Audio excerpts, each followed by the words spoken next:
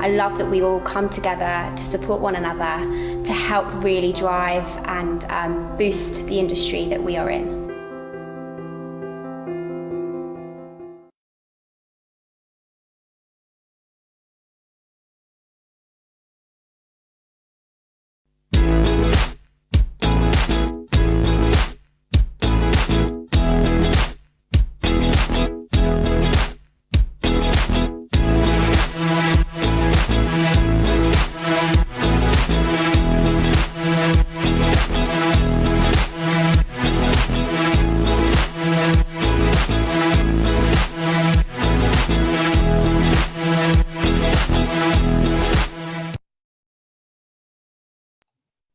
Good morning, everybody, and thank you so much for joining us this morning on this webinar, first webinar of the day. A few house rules before we get going. We will be streaming live on Facebook at the same time. So whoever hasn't made it into this webinar session, please tell them to head over to our Facebook page where they can join us live and ask Mimi questions directly that way. If you have any questions for Mimi at the end of the presentation, then please pop them in the Q&A box at the bottom of the screen. So Mimi, welcome and thank you so much for joining us today. Good morning. How are you?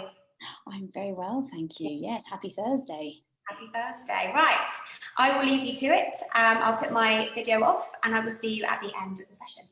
Super. Let me just pop some slides up on the screen. Right, good morning, everybody. I am absolutely thrilled to be here with you. When Emma asked me to come and talk to you, it made my week, actually. Really, just such a fantastic opportunity. And I think for you guys in your industry, you've had a crazy few weeks. And I'm hoping that some of the things that I can talk about today might just give you a slightly new way to think about how we get through these times and what that means after COVID has passed as well. My name is Mimi Nicklin. I specialise in empathetic influence and regenerative leadership, which is a term that really reflects on what that is. How do we use empathy, kindness, connectivity, communication in the workplace in order to communicate with each other better, in order to create better teams and stronger leadership? I've been doing this for a couple of years. I'm going to tell you a little bit about my story today. But the theme for today is empathy, our secret superpower? And I tend to believe it is, and I'm going to tell you a little bit about why. So back in 2006, Mr. Obama, President Obama, before he was the president, in fact, stood up one day and said to an audience, there's a lot of talk about the federal deficit, but I think we should talk more about our empathy deficit. And this was the first time really that anybody had spoken about such a thing as an empathy deficit. And obviously that was now 14, 15 years ago. And really in that time, very little has been done to talk about this until really relatively recently.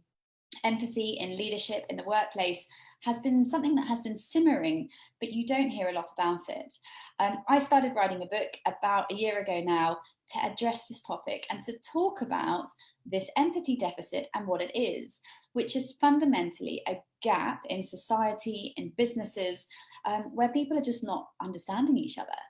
And there's data now that shows we're coming off of 30 years, so 3 decades of declining empathy levels. And there's various reasons for that.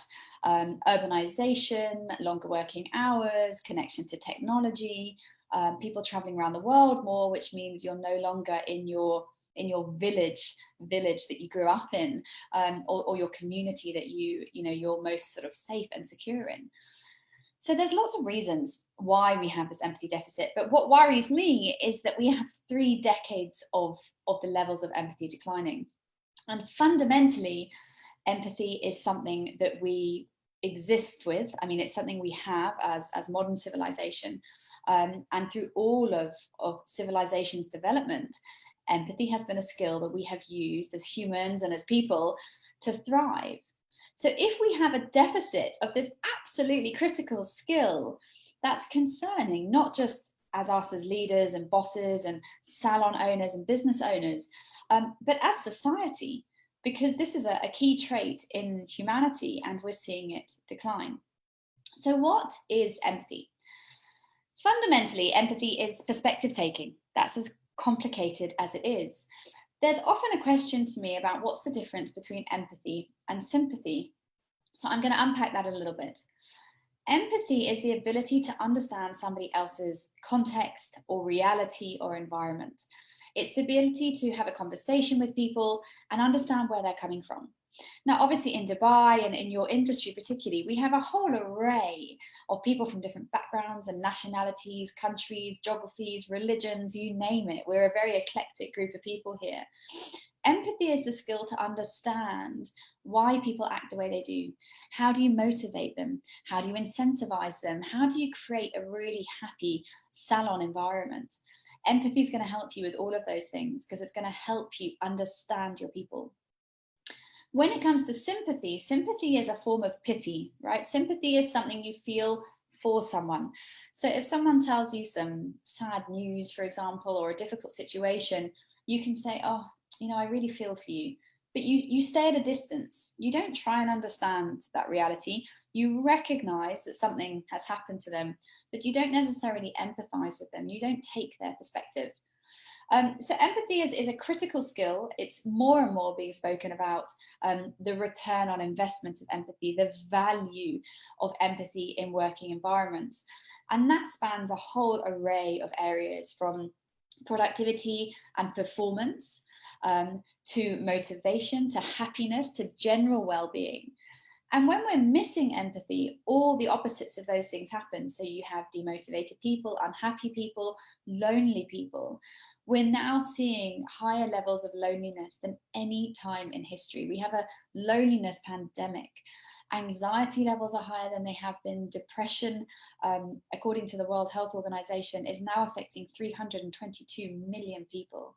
And actually, even suicide is now at the highest rates since World War II. So when people feel alone, when we're not empathizing with each other, when we're not connecting, there's a whole lot of very human emotions and realities that come off the back of that. So it's a really, really important superpower, and it's a really important thing for us to use. Now, lots of people say to me, well, aren't you either born empathetic or you're born more or less empathetic? And I always explain that that's not the case. We are all born with the ability to empathize. It's a human trait. It's something our brains do. It's been proven with neuroscience and studies. But we can practice being more empathetic. And that's really what my role is, and the work that I do is to help people understand the value and what it can be doing for your business and your staff and even your clients and partners, your suppliers, but also how to practice being more empathetic. And I choose the word practice very, very carefully because it is a skill, and skills, as with all skills, improve the more you practice them. So I'm going to talk a little bit more about that today. I wanted to tell you a little bit about my journey and how I came to that. So I run, still today, I run an advertising agency here in Dubai, a large global business. I look after the region, and I've been in advertising and marketing my whole career. When I arrived in Dubai for this role, I've been here 2 years, I was surprised to find that the business was not as stable or as comfortable as I hoped it would be. In fact, the business was drowning. It really wasn't doing well. I was new in the region. I turned up in the Middle East all on my own. Well, not quite on my own because I had a baby. So that probably made it even more complicated. So I turned up here with my little girl to take on a sinking business in a region where I knew nobody, in an industry here where I had no network, as a young-ish female Western woman. And it was extremely challenging. It really was a very tough time for me. It felt like I was pushing water uphill, and gosh, some days I just didn't know how I was going to do this. How was I going to take this big global brand and make it into a success in a market where we really had no solid base to grow from? And the one thing I knew at that time was that against everything else, if I had no money and I didn't have the right people and I didn't have suppliers and I didn't have any of those things, what I knew was that if I put people first, if I put people above all else, the business would grow. because that is fundamentally what business is about, right? Any business, it's about people. It's about the people that drive change, that drive inspiration, that drive growth. So I set about doing that. And at the time, whilst I knew that instinctively, I hadn't yet obviously been able to prove it. But 2 years later, our business is thriving. I'm extremely proud of it. It's not my business. As I said, it's a global brand. I run it for someone. It's a thriving business. We've managed to come through COVID with relative stability. And by the end of this year, we will have quadrupled the size of that business in terms of revenue and growth. And we have some fantastic clients now. And fundamentally behind that change was an absolute unwavering commitment to people, my suppliers, my clients, my partners, and putting them first, empathizing with them, understanding why were they not enjoying working perhaps with the business before I was there? Why had they taken their business away? What were their challenges? And how could I lean into them and help them come through that? So I've now finished, as I said, about 2 years of putting empathy and transparency for humans at the front of everything I do. And halfway through that time, I was going to say I decided to write a book. I don't think I did decide to write a book. I think writing a book found me, and I felt that other people might also be interested and inspired with how we can use this ancient trait of humanity, this ability to empathize, to actually turn around our businesses. And to be honest, it's a discussion we should have been having for decades. But until very recently, and without a doubt, COVID-19 has sped up the transformation around this discussion. But for so many years, mainly since the 80s and 90s, when things were booming, we have just been going faster and faster and faster and faster. And it's all been about growth at all costs. And what that has meant, leaders, CEOs have actually, some reason, pushed aside their people and just focused on profit. And they just haven't made the time or had interest in actually understanding what that's doing to our people and how much more they could be thriving if they elevated those people. So now is the time, right? And out there today, there's just buzzwords, better together, getting through, all of these things. And one of the COVID-19 buzzwords is never has there been a time to. And I'm totally going to say it anyway, because never has there been a time to have this conversation, to practice empathy more than now. People are looking for it. Your clients are looking for it. Your neighbors are looking for it. People have realized, having gone through this experience, that at the end of the day, what is important is the people around us. And of course, in your industry, what your people around you do is gift their craft to people like me who normally go to the salon, every week or every 10 days, and gift your craft to them, connect with those people. And so often, people think a haircut is just a haircut or a manicure is just a manicure, but it's not. Because when you come out of a salon and your hair is beautiful and your nails are shiny, you feel like a new woman, right? It's about self-confidence. It's about self-reflection. It's about showing who you are in the world. So empathy with those people and with what you do couldn't be of more importance. What you'll see now that you've listened to me today is that everywhere you look, this word pops up, right? It's definitely trending. You can see here some of these pictures, newspapers, blogs, articles, Apple, all these big brands, Coca-Cola in the middle there, are talking about this. Empathy is suddenly kind of the word of the day. And I feel very glad that I've been talking about it for long enough to be able to recognize this and say this is just the most exciting progress for us as society, as business, and definitely as politics, and politics develops in this time. You'll see that as well. If you Google the Prime Minister of New Zealand, her name is Jacinda Ardern. If you don't know her, if you Google her after this, you'll find that she is turning around the COVID crisis through empathy. And she talks about empathy in all areas of her leadership of society. So there are global leaders out there using empathy to change countries. So for sure, you guys can be using this in your businesses to turn around and grow your businesses as you come back to health after these tricky times pass, because of course everything passes in the end. So as I said, my belief is that no industry leverages empathy more deeply than you guys. Perhaps healthcare is up there with you, and one could argue that what you do and what healthcare practitioners do in some ways are similar, because you're optimizing people's health and well-being. And when someone sits in that chair and sits in front of you, I know from my own experience, so often you are empathizing with them through conversation, through stepping into their reality, through understanding why they want a new haircut, and why is it important to them that they look great for their daughter's wedding, or their next job interview. You are all empathizing all day long.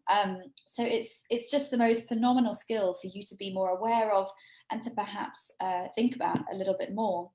I wanted to put up a quote by a gentleman named Robert Cremones. He is the Global Artistic Director at John Paul Mitchell. And he said, owners must always find new ways to add value. As an owner, you have to ask yourself this tough question: why would I work here? And I'm sure you experience this all the time, right? Especially in Dubai. I experience this because Dubai is so transient. People move and leave and go home. So your product, just like my product in my advertising agency, is your people. Your craft is as good as the people that you hire and that want to work for you. And the reality is, people want to work where they're happy. So if your studio, your salon is a happy place where you understand people, where your staff, between them and with you and them, they feel heard, they feel seen, they feel that you as their leader understands them, understands why, you know, when they're having good days and bad days, or why they want to be promoted, why they want to do a new course, all of those things to do with performance and just being brilliant at their jobs. In the salons where people feel, as I said, seen and heard, you'll find a whole lot of improvements come into their work, and therefore your business and your reputation. So some of those things that I've just put here as a brief introduction today, because I'm going to speak for about half an hour, is obviously that empathy creates loyalty. So what's interesting about the brain is that we have something, our brain is something called neuroplastic, which means it bends and molds, it's plastic. And the brain changes as experiences change and as learning changes. So the more empathetic you are with your people, the more empathetic they will be with you. And that's something that creates loyalty, because when people feel that you have a connection that's beyond just boss and practitioner, boss and team, you're creating that long-term loyalty, you're creating a bond, and you're elevating the emotional intelligence in your business. And we cannot underestimate today, with COVID or without, how important emotional intelligence is, because people want to be happy, right? People want to enjoy their lives, and you guys work long hours and you're on your feet all day. So to be able to do that, people want to feel that they matter. They want to feel that they have a bond with the team around them. And that leads to the second point on this slide, which is that happy teams have better craft. There is a host of data and information and research out there that shows this to be true. Happy staff do better work in every industry, across the board. When we're happy, when we're fulfilled, when we feel like we're making the most of our work, we perform better, we elevate ourselves, we try harder. And that also comes back to the brain, because when you're in a state of stress, your prefrontal cortex, which is the bit at the front of your brain that's responsible for emotions, when you're very stressed, that part of your brain switches off, because your brain thinks it shouldn't be feeling emotional right now. It should be solving a problem. Because when you're stressed, you have high hormones in your body, your heart might be beating faster, your temperature can even go up. So your brain thinks this person's sick or stressed. It's called the fight or flight mode, which basically means your body thinks it needs to either fight or flight, run away from a stressor. So the last thing that stressed people can be doing is emotionally connecting with people, because their bodies physically and their brains physically cannot focus on that. So the happier people are, the more emotionally connected they are, the more they're connected with their teams and engaging, and the better their craft. the better they become at being a hairdresser or a beauty practitioner. It's actually very direct. It's a linear relationship between the two. And then the last one touches on what I spoke about just on the last slide a little bit, which is that human-led or people-led cultures are a competitive edge today. Again, that's in all industries across the board, and especially because right now we are seeing redundancies, right? So there's going to be all over the world a flood of talent in the market, people looking for jobs. And your ability to be an environment that is led by people, that values human beings, that respects who they are and understands who they are, gives you a competitive edge, because they're going to want to work with you when they're looking where to go next. And when you're choosing how to rebuild your businesses, those of you that have these cultures that put people first are going to be those that attract the best people. Of course, that also plays out to your clients, because the better the people are you attract, the more word of mouth you get, the more reputation, PR, marketing, the whole thing goes on from there. So fundamentally, putting emotional intelligence or empathy at the core of your culture is going to drive your bottom line. It is going to make you money. And that has been a debated topic for many years and is no longer, because there is now enough data out there to show that there is a correlation between putting people first and earning more money and growing. So there are many more. I wanted to keep it quite short this morning. I know you've all got busy days, but those are three of the key things. We're talking about driving up loyalty and therefore people staying with you longer, better work, better craft, better haircuts, better talent in your business, and also creating a competitive edge. My last slide that I wanted to talk through is how you might do this. So people ask me all the time, but Mimi, we love what you're saying, but how do I become more empathetic? And there's lots of tips that you can learn and that you can use, but I wanted to just put three, which perhaps are easy to remember, and you might be able to think about them today as you go through your day and next week. The first one is to talk less and listen more. And I'm saying this from a leadership point of view, because listening and actually really being able to hear people is a skill set. Lots of us, when we're listening, we're thinking about another 100 things. We're listening for output, we're listening for response. We're not really listening to hear. So next time someone says to you, boss, can you just give me 5 minutes? I want to talk to you about something. It's the ability to make sure that when you say, yeah, sure, you really hear them. You hear what they're saying, and then you provoke questions around understanding that. So what is it that's impacting that conversation, and how can you hear them and understand their reality more? And obviously when that's cross-cultural, sometimes it's difficult. It's difficult to stand in other people's shoes because you can't understand that reality. But the great thing about empathy is it's not about judgment. It's not about understanding if that person or if you are right or wrong, or whether you agree or don't agree. There is no judgment. Empathy is just about hearing them. It's about understanding. It's about taking their perspective and therefore being able to act together, making a decision, changing something, moving on. But as I said, it's not about working out whether it's the right or wrong thing to do. It's about understanding. The second point is around curiosity.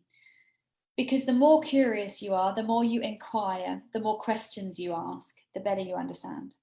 So if someone says to you, I know I told you I'm going to work on Saturday, but I can't work on Saturday. What might your answer to that be? What might you think? I suspect that most of you, the first thing that came into your head when I said that is why. So if someone came to you and said, I can't work this Saturday, your natural instinct is to say, why? Why can't you work this Saturday? What happens when you use the word why in a business context is the response is immediately defensive.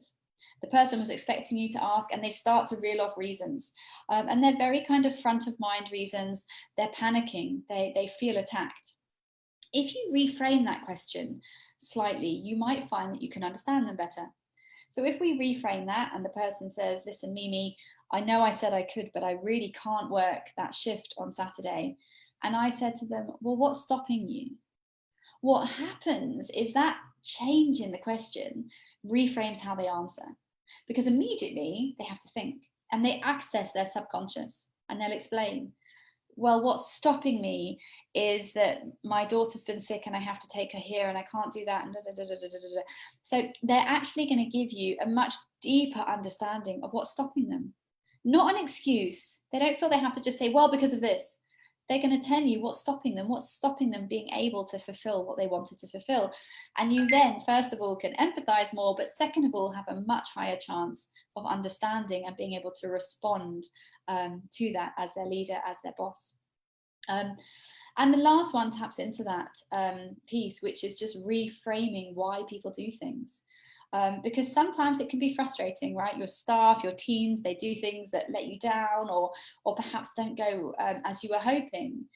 But being able to reframe why people do things, not only as a relief to you, it makes you feel better because you feel less confused or unsure of why people are doing things, but it allows you to think of better solutions to be able to overcome them and help them with whatever it is that you have found, you know, a point of contention or frustration or something that's stopping your team performing how you want them to, because obviously all of us are in business to grow and to offer our clients fantastic business and to offer really great service. So that concludes the kind of presenting piece today. As I said, my goal was really just to provoke you to think about empathy as a different space. As I mentioned, it's a skill that you can practice. And I think it's worth ending with a quote that you might remember and again might just make you think of things slightly differently. There's a very old quote from a guy called Henry Ford. He was the man that came up with the Ford car, so the inventor of Ford cars. And he used to say, if you think you can, you probably can. And if you think you can't, you probably can't. And I wanted to just adapt that to empathy and say that if you think you can empathize, you probably can. And if you think you can't empathize, you probably can't. And the reason that's relevant is because we can all be more empathetic. It's just a choice. You can make a choice to practice the skill to lean into your staff and to listen to them and your teams a little bit more, and create those deeper connections and create an environment, especially post-COVID, where you're able to grow more cohesively, probably faster as you all reunite around these new environments and changing times that we find ourselves in. So I hope that's been of use. And Emma, thank you so much for inviting me to chat to you all. And yeah, I'd love to take some questions and chat to anyone who's got some thoughts. Amazing. I'm just going to stop your screen so that we can see you. Oh, perfect. Brill. Thank you. That was amazing and so relevant for right now, especially with what the salons are all going through with the stresses of reopening and yeah, so amazing insights. Thank you. I thought it'd be quite a good opportunity for you to talk a little bit about your empathy for breakfast sessions.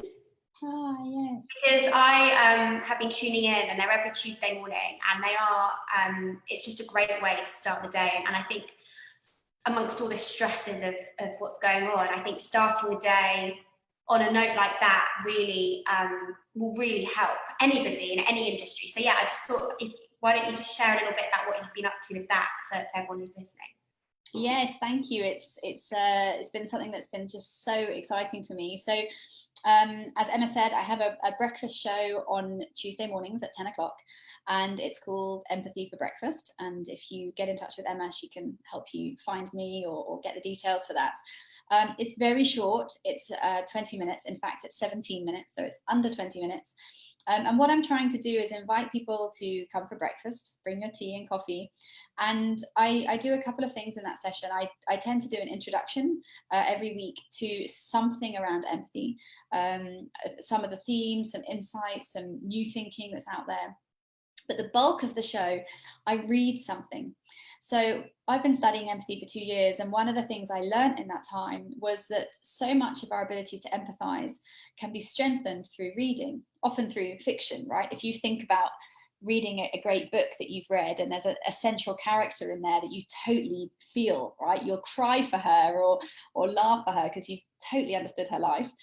That reading is really powerful. And yet, we don't find that much time, and even more so the art of being read to. So all through history we've read to each other. You know, you think of sort of the olden days when people sat around fires and read and all those things, that there's just something really beautiful in being read to. So what happens in Empathy for Breakfast, I'll do an introduction and then I read something to you from a book, an article, it could even be a song that has obviously a message around empathy or humanity or connection. And then I summarize that and we have some questions. And exactly as you said, Emma, it's just supposed to be under 20 minutes to have your cup of tea or coffee on a Tuesday morning and think about some of those social and leadership traits that maybe can add just a little bit more happiness to your week. Yeah, no, absolutely. We have a question from someone who's tuned in live on Facebook. Are you able to give some examples of the last slide of tips that you gave? Am I able to give some examples of those tips? Yeah, that you gave in your last slide. Yes, I think the example of questioning and curiosity often comes down to language. So as I said, you know, the example I gave, which is around really thinking about how you use language to gain information from people. So being open about, you know, not just saying why, but actually sitting people down and having a conversation. Lots of that is also around context or environment. So another example that I use often is, and it's difficult, I know you guys are all salon owners and you often don't get the opportunity to take breaks and that type of thing, but within your realms of what you can do, taking someone slightly out of their environment to have that conversation is hugely, hugely powerful. So even if you don't have time for a break, but maybe you could just walk outside the salon or just walk down the mall and back to have that conversation. It's really empowering for people to understand that they might not want to tell you whatever they want to tell you in the salon or next to the reception desk because it's public and there's people moving and people listening. So a second piece of that, of those tips would be one of those tips is around just really considering context and taking people out. And of course, if you have the opportunity to go and sit and have a cup of tea with someone, then all the better, because you can really put them into a relaxed environment and allow them to feel heard, to feel like you're really listening. And then I think the third thing I would say is around being present, because people know when you're not listening and people know when you're doing 100 other things. So when you listen to your team or talk to your team, or even if you're doing a team meeting, maybe on a Sunday morning or whatever, you know, don't have your phone in your hand. Don't try and do 20 other things. Don't think through your list of the next 10 things you've got to do. Just be in that time. And what happens is that they trust you and they know that even though in my case, Mimi's super busy, when she's with me, she's only with me. And I think that makes a massive difference. And that can come through, as I said, presence, eye contact, the way you sit, facing them, not having your phone in your hand, those types of things to show people that, yeah, like I said, that you're really listening to them. Amazing. Okay. Yeah, a few people have said that they would like more information on your breakfast. So on the Empathy for Breakfast sessions. So yeah, I'll pass that information on to them when I get the links, which is great. So yeah, thank you, Mimi, so much for your time. It was an amazing presentation and so relevant for those stressful salon owners that I know are about to go and embark on a lovely 9-hour day in PPE. So yeah, thank you so much for your time and thank you everybody for joining. This session has been recorded and it's going to be uploaded to our YouTube channel today so we can share it out to the rest of the community, for those who haven't been able to join us. And yeah, thank you, Mimi, so much for your time and yeah, keep well and stay safe. Thank you so much for having me. Thanks for joining everybody. Take care. Bye.